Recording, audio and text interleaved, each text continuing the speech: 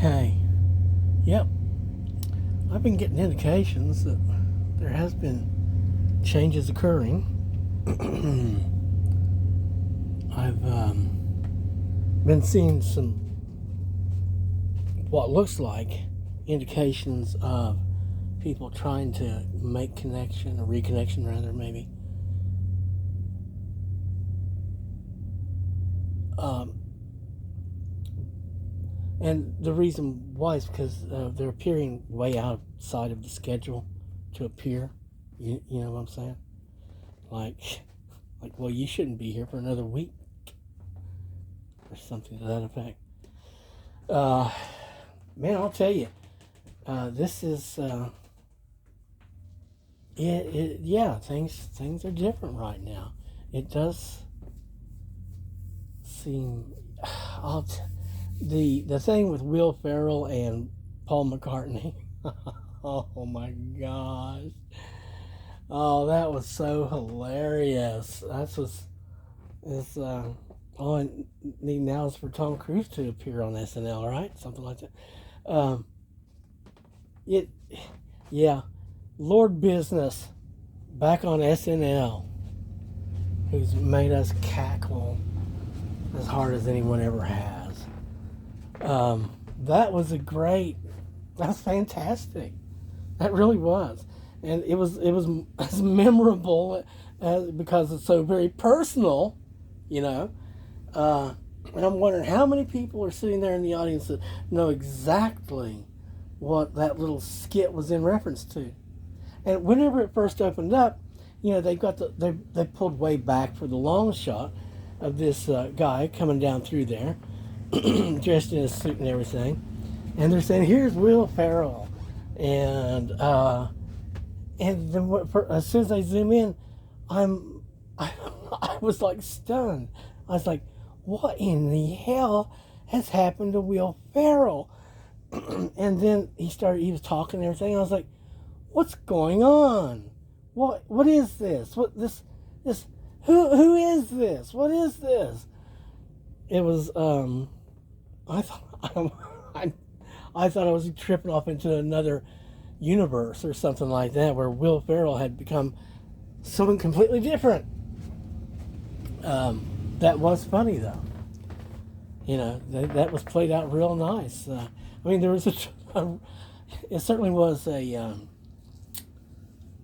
another part of, hey, the story's been this, and we're making reference to it again.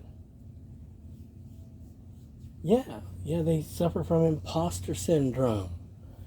They so very much want to be you and do your deal. Oh, wait a second. What? Oh, it's the anti-Tom who sat in the temple of the Tom, thinking himself, or itself rather, to be the Tom. Tommy Thomas.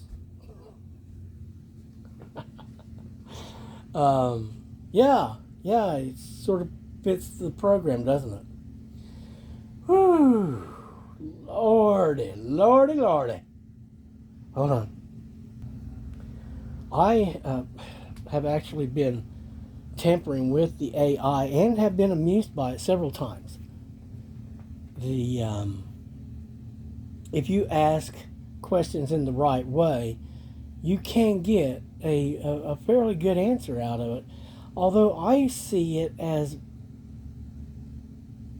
and this is for the Google search AI, where you can just say, whatever it is you're thinking about in a really, I would say, malformed question, like I did a while ago. But it got the meaning. There was enough there for it to figure it out, and it gave me the meaning I wanted, or not wanted, but the meaning that I was looking for. It spoke the pertinent information to that specific question. But now, if you give it a little room, it will go very broad, like it has its own agenda.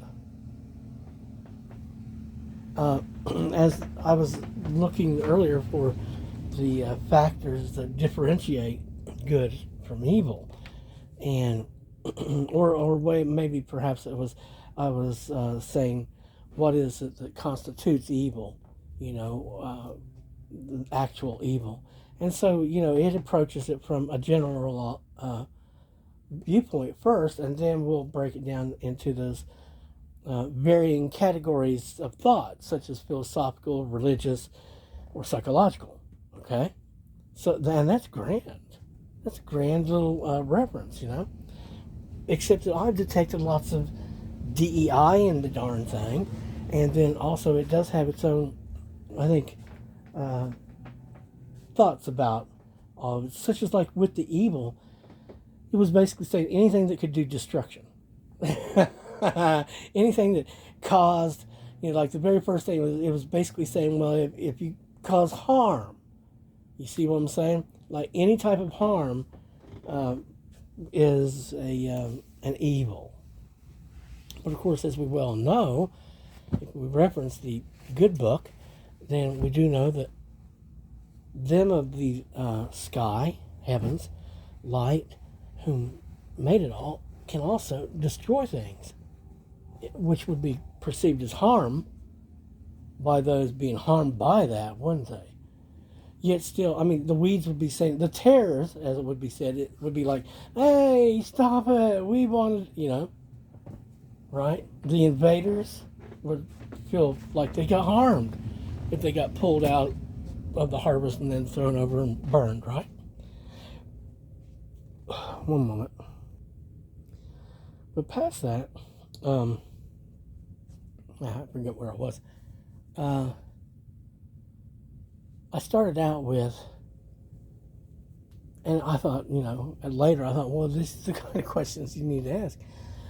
And it was with the thought of, I've said for the last 20 years that one of the worst sins that anyone can indulge is envy, and I've spoken about it a few times, and it is very much different from jealousy. I do believe I heard somewhere along the way in the studies that the original Jewish tradition said that a little jealousy wasn't bad, but rather it was good and motivating. Because what you're doing is you're saying, I want to have something like what they have. I'd like to enjoy like the kind of success that they're enjoying, or to have, a buggy like theirs, or this or that. But it's different from envy, which is to say, I want theirs. I want that thing, that they have. Not that I want to go and get my own, or no, I want theirs. That's the thing about envy. And so the question was, what is the downfall of the envious? Because any major sin, right, comes with a downfall of some sort. There's a downside of it, regardless of how you might want to think about these things, okay? I mean, it is there, and if you were to say, oh, no, you can name the 7 deadly sins and say there's no downside, there's no cost to it, well, then you just, like one of those modern women that just have their own story and deny reality or something like that. But it came through with all this stuff that was basically, once you hear it said, and said from like a psychological perspective, which is what I was going for. That was the thought, is like, if they won't listen to it from a spiritual perspective, then maybe they'll listen to it from a psychological perspective. But it was just addressing it from overall. I posted on it on Facebook. And it was because someone was speaking about the enemy, or one of the enemies, being green with envy. In other words, green like the Wicked Witch of the West in the Wizard of Oz, which means she's of that vibration, green, that temperature. And if you were to look at them with your spiritual eyes, that could detect the different temperatures, I guess is how it would be, or the preponderance of a specific entity known as envy, a specific demon caste, maybe, or class. That's why they would be green with envy. And of course, again, envy as it was said, it's one of those things that is of a great detriment to the person who's experiencing it. And to put it in short, they're not going to be happy, you know. And there's a real tendency towards the more that is involved, the more that their life will become something,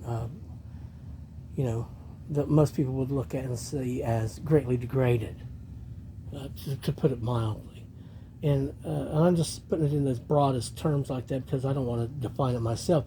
That's why I put quotes around what I put up on FB, because it was the Google search AI answer. But it seemed right on target, psychologically and or from a common sense perspective. That if you spend all your time thinking about somebody else and what they have and what they're doing and this and that, because one of the worst cases of envy is rivalry. But in any case, going back to where we started, I did like the fact that Will Ferrell did come bounding out from behind the set to claim his rightful place there up on the stage and confront the imposter and chide the audience for applauding the imposter for anything, since, as he said, the imposter attacked him backstage and caused him great harm. He pushed him down, and it was a bad fall. So he's a bad man, as he said. So the words needed to be said, and I'm glad it was said publicly. And again, I can't believe, and I really did like how he made reference to Paul. Just an audience member. Yeah, you, the cute one. I liked that. I liked it. I liked it very, very, very much. The very personable one. What was going to? So yeah, I was. I thought it very memorable. As CJ said, this summer he said, regardless of what you go on to and how much more success you'll have of this, that, or the other, how much more your circumstances or what you have is upgraded, and you know what I'm saying. This particular season of my life, as we go into, and he said this summer will be very memorable, regardless. And of course it's things like that is memorable. I didn't expect, because I don't ever watch it. I don't watch broadcast television. I didn't expect or hear anything about Paul being on there again, and or Farrell.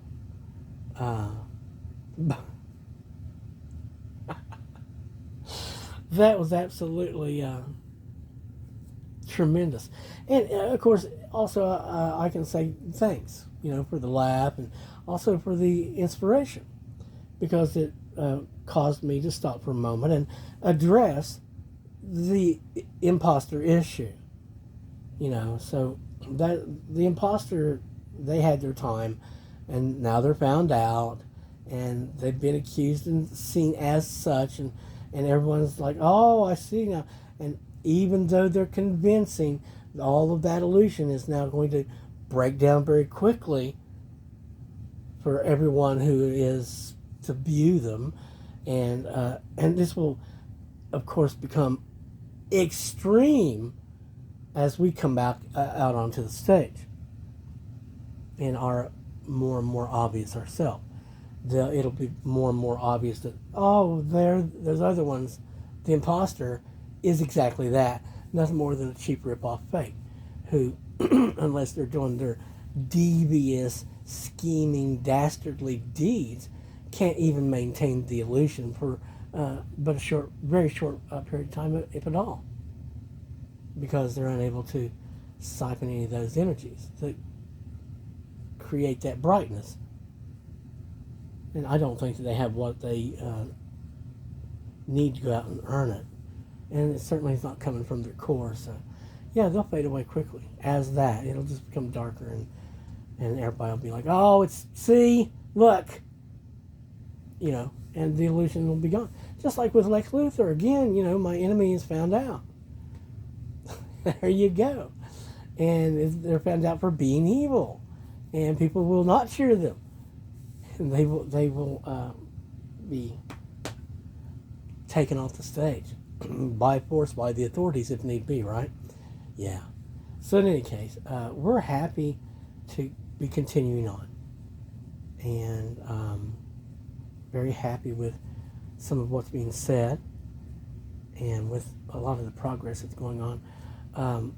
Again, if connections falter, I guess it's simply, if your connections keep faltering with us, it's simply we have to be probably free of you to continue on with what it is we're supposed to do. For example, like, using the Holy Diver reference, if we just continue doing as we naturally do, which is to continue ascending because that's now the course, there's going to be lots and lots of cords snapped along the way, which has to happen because there's a bunch of stuff that we can't lift. We did lift it. There's a bunch of stuff that we did lift, but then unfortunately our lifting abilities and power got diminished in the middle of that somehow, and so we no longer are of the mind to do such things as that. Just simply we're going to continue to ascend and accumulate the things that we're supposed to be accumulating, and such as the repairs and improvements, the upgrades, etc. Hold on. Oh yeah, we played the visit to the grocery store the other night, and now I'm thinking, I wonder if the first one I passed, which I think was a blonde, I'm wondering if that wasn't the evil trio that was there. I'm not sure. I don't know who it was, but man, I'll tell you, I'm glad we're going up. Glad we're continuing on that fashion, and yeah, we're yes, we'll be coming forward here in a second. And again, thanks so very much for all your love and support.